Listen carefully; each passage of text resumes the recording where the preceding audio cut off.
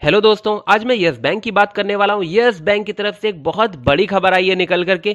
Yes bank के पूर्व director का एक बयान आया है जिसमें उन्होंने कई एक बड़े खुलासे करे, या फिर हम दूसरे शब्दों में कह सकते हैं कुछ ऐसी बातें सामने निकल करके आई हैं जिनके बारे में शायद लोगों ने अभी तक नहीं सोचा था।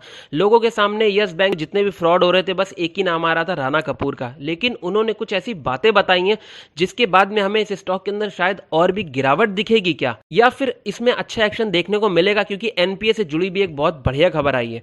ये सारी चीजें आज हम इस वीडियो के अंदर देखने वाले हैं। तो यस बैंक के इन्वेस्टर्स के लिए ये वीडियो बहुत ज्यादा इंपॉर्टेंट हो सकता है। मैं सुमित आपका आपके अपने चैनल में बहुत बहुत स्वागत करता हूं। अगर आपने अभी तक इस चैनल को सब्सक्राइब नहीं किया तो शेयर मार्केट से जुड़ी सारी अपडेट्स को पाने के लिए हमारे चैनल को अभी सब्सक्राइब कीजिए। सबसे पहले हम देख लेते हैं इस स्टॉक का कारोबार। ये स्टॉक फ्राइडे को लाल निशान में अपनी क्लोजिंग देता है, लगभग 12 रुपीज 90 पर अपनी क्लोजिंग देता है। इस स्टॉक के अंदर हमने देखा है कि ट्रेडेड क्वांटिटी हमेशा से अच्छी रही है। लगभग 7 करोड़ से ज्यादा शेयर्स का इसमें कारोबार देखने को मिला था, जिसमें से लगभग 2.25 करोड़ के आसपास की डिलीवरी उठाई जाती देखी जा सकती है, लगभग 38% से ज्यादा की। अब हम बढ़ते हैं खबरों की तरफ। मैं आपको बता दूं, यस बैंक को नए अवतार में आए लगभग 1.5 साल का समय बीत चुका है। बैंक के पुराने बोर्ड को हटाया जा चुका है, नया बोर्ड लाया जा चुका है, लेकिन बैंक को असल में चलाने वाले जो बोर्ड के नीचे के कर्ता धर्ता लोग हैं, कोर टीम के लोग हैं, उनका अभी तक की क्या हुआ। यानी कि डायरेक्टर्स का काम, बोर्ड ऑफ डायरेक्टर्स का काम जो मेनली है वो ये होता है कि जो भी भाई नीचे के कोर मेंबर्स हैं, उन्होंने जो भी डिसीजंस लिया है उन पे ट्रस्ट करके उस चीज को बस अप्रूवल्स देना है। लेकिन जो मेन काम है वो नीचे के कर्ता धर्ता लोग ही करते हैं, कोर मेंबर ही करते हैं। उनका क्या हुआ, कंप्लायंस, लीगल और रिस्क मैनेजमेंट के जो जिम्मेदार लोग थे उन सब का क्या हुआ अभी तक, जिनकी वजह से बैंक इस हालत में पहुंचा है।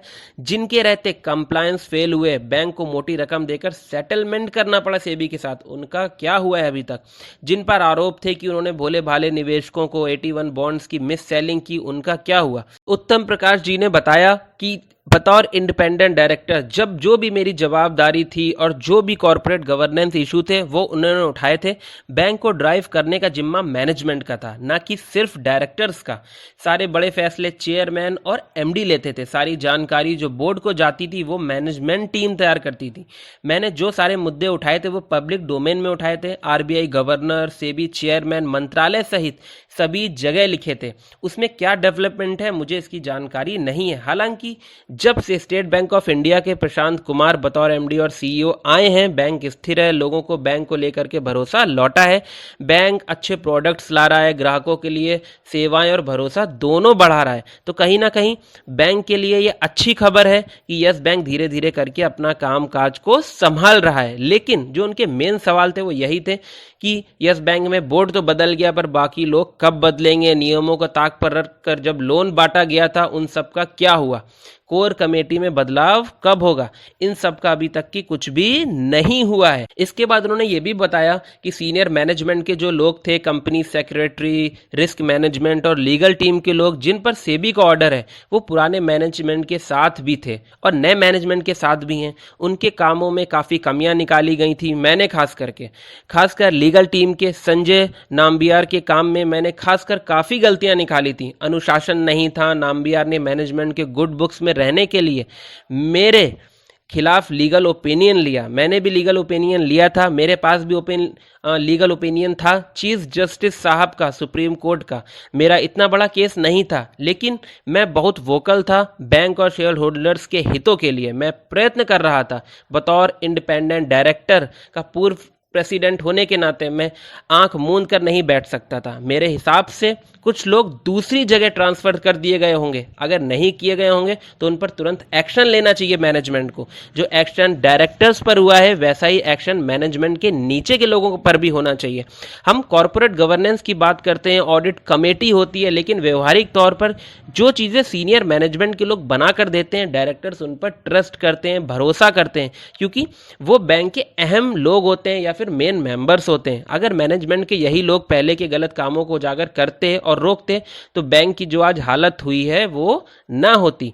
साथ ही साथ में उन्होंने ये भी बताया कि किसी भी कर्मचारी को अपनी जेब भरना चाहिए, उनके निजी पैसों से पैसे जाना चाहिए, पब्लिक को बताना भी चाहिए। तो ओवरऑल उन्होंने इस तरह का अपना बयान दिया जिसके चलते भी यस बैंक पर हम दबाव देख सकते हैं या दबाव देखा जा सकता था। फ्राइडे वाले दिन भी, क्योंकि उन्होंने सवाल उठाए हैं कि अभी भी मैनेजमेंट में वो लोग हैं, अभी भी मैनेजमेंट में कुछ लोग ऐसे काम कर रहे हैं जो कि पहले भी कर रहे थे, अभी भी कर रहे थे, जो कि मेन मेंबर्स हैं। साथ ही साथ में एक तो ये इशू है यस बैंक के साथ में, और दूसरा जो है वो है डिश टीवी के साथ वाला इशू, जो कि 1,000 करोड़ के डिश टीवी राइट इश्यूज कर रहा था, उसके लेकर के यस बैंक ने सवाल उठाए थे। और यस बैंक का भाई कहना यह है अब कि हमारी लगभग 25% की हिस्सेदारी है, आप अपना मैनेजमेंट चेंज करिए, बोर्ड ऑफ मेंबर्स को चेंज करिए, डायरेक्टर जो है उनको भी चेंज करिए। लेकिन डिश टीवी ने अभी इस चीज को टाला है, और एजीएम थी 27 सितंबर की, जिसको डिश टीवी ने टाल दिया है। इसके चलते अभी ये मैटर भी हमें सॉल्व होता नजर नहीं आ रहा है। तो ये 2-3 ऐसे कारण हैं जिसकी वजह से हमें यस बैंक में दबाव भी देखने को मिल सकता है। आपको आंख मूंद करके ऐसे खरीदारी नहीं करनी चाहिए मेरी राय में। अभी अब हम आ जाते हैं अगली खबर पर। मैं आपको बता दूं, अनिल अंबानी ने बोला है कि वो लगभग 7,100 करोड़ रुपए एनपीए के लिए जुटाने वाले हैं, जो कि डीएमआरसी से आने वाला है। उससे वो अपने कर्जों को ही सिर्फ चुकाएंगे, और जिसमें यस बैंक का भी एक बहुत बड़ा कर्जा है। तो यस बैंक के पास भी एनपीए की रिकवरी जल्दी हमें आते हुए दिखाई दे सकती है, क्योंकि अनिल अंबानी ने बिल्कुल क्लियर कहा है कि जो भी उनके पास में 7,100 करोड़ रुपए आएगा, उससे वो एनपीए की भरपाई ही करेंगे। और इस चीज को जो पूर्व डायरेक्टर है इन्होंने भी माना है कि यस बैंक का कामकाज पहले से सुधरा है, लोगों का ट्रस्ट भी बढ़ा है। तो यस बैंक में आने वाले टाइम में हमें एक अच्छा मोमेंटम देखने को मिलेगा। यस बैंक रिटेल पर ज्यादा फोकस कर रहा है, जिसके चलते यस बैंक में हमें और भी अच्छी ग्रोथ देखने को मिलेगी, क्योंकि रिटेल में पैसा कम फंसता है। ओवरऑल यस बैंक अच्छा परफॉर्म कर रहा है, लेकिन पुरानी चीजों के चलते, जैसे मैंने पहले भी बताया है, यस बैंक में हमें दबाव देखने को मिलता है और आगे भी मिल सकता है। लेकिन यस बैंक में जो लोग भी इन्वेस्ट करना चाहते हैं वो थोड़ा थोड़ा करके इन्वेस्ट कर सकते हैं, थोड़ा बहुत अभी भी इन्वेस्टमेंट बना सकते हैं, क्योंकि यस बैंक में ग्रोथ जो है अब हमें नजर आने लगी है धीरे धीरे कर करके, क्योंकि Q1 के रिजल्ट्स भी अच्छे आए थे। अगर 2-3 क्वार्टर्स के रिजल्ट और अच्छे आते हैं और इनके एनपीए की रिकवरी होती है, तो यस बैंक में हम कह सकते हैं कि हमें अच्छे खासे रिजल्ट्स, अच्छे खासे प्रॉफिट्स आने वाले टाइम में देखने को मिलेंगे, जिसका असर डायरेक्टली इसके स्टॉक पर भी पड़ेगा। तो ओवरऑल आप यस बैंक में निवेश करके चल सकते हैं, आपको ये लॉन्ग टाइम में अच्छे रिटर्न्स दे सकता है। बाकी आप कोई भी इन्वेस्टमेंट करना चाहते हैं तो एक बार अपने फाइनेंशियल एडवाइजर से चार्ट वगैरह पर रिसर्च करने के बाद कीजिएगा। अगर आपको वीडियो अच्छा लगा है तो हमारे वीडियो को लाइक करना, शेयर करना एंड सब्सक्राइब करना बिल्कुल मत भूलिएगा। Thank you so much for watching this video.